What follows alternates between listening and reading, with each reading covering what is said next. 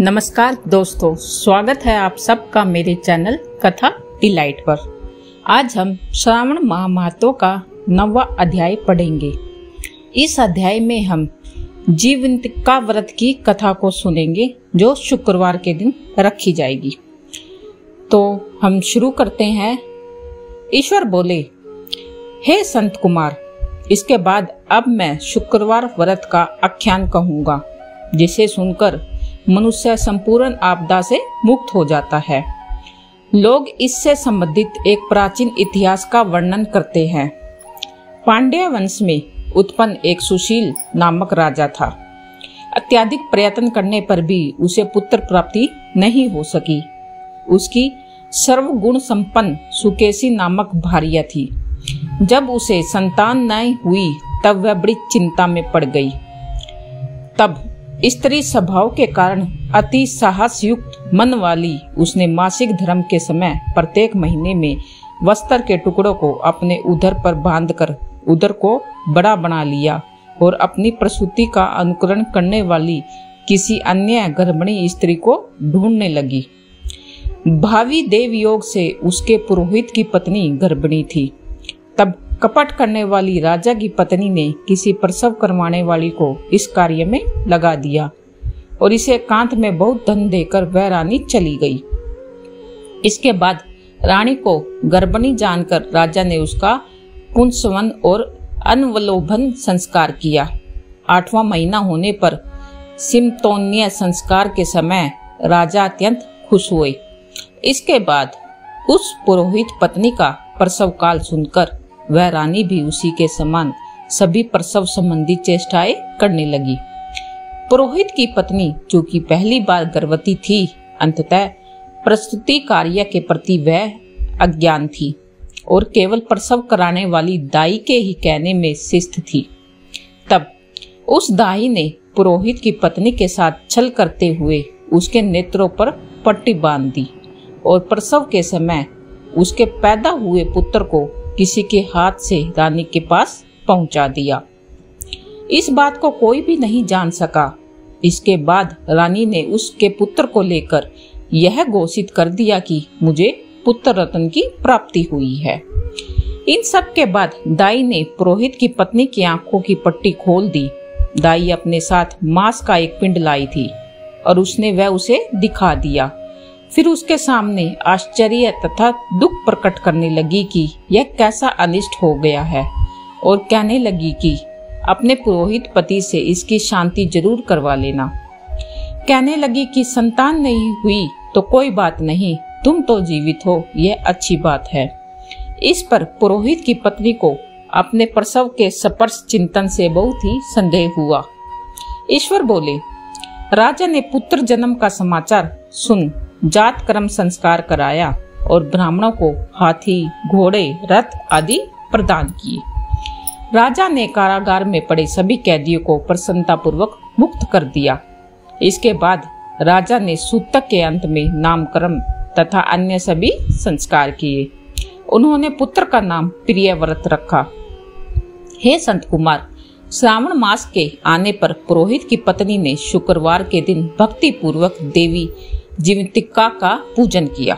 दीवार पर अनेक बालकों सहित देवी जीवंतिका की मूर्ति लिखकर पुष्प और माला से उनकी पूजा करके गोधूम की पीठ के बनाए गए 5 दीपक उनके सम्मुख उसने जलाए और स्वयं भी गोधूम का चूर्ण भक्षण किया।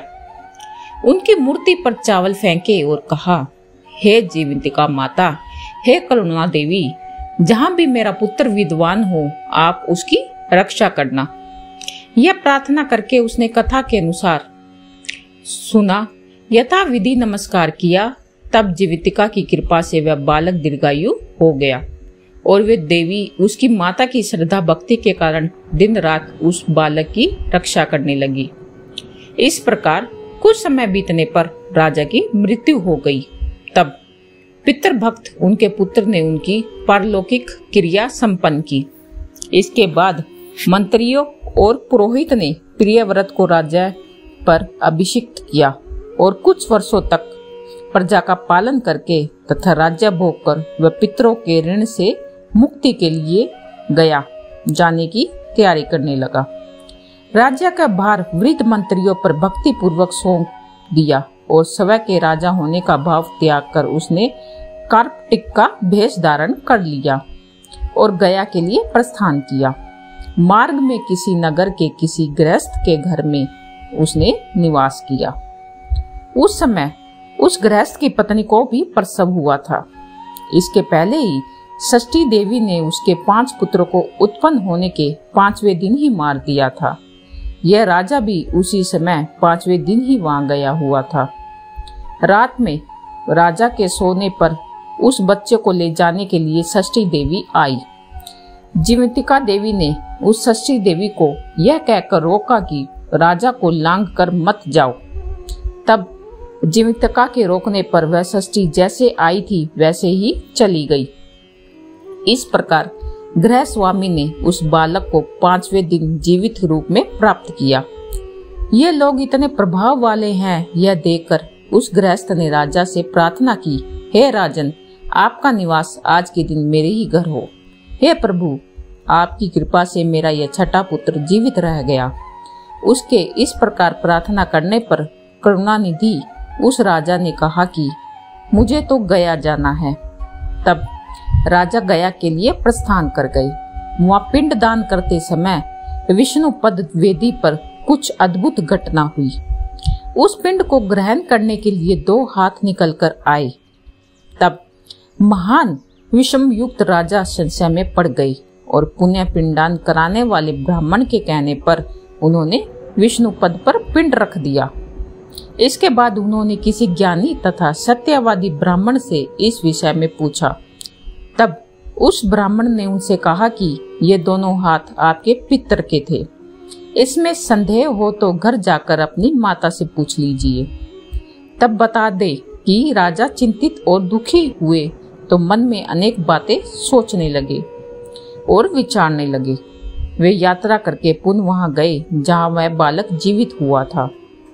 उस समय भी उस पुत्र को पुत्र उत्पन्न हुआ था और वह उसका 5वां दिन था।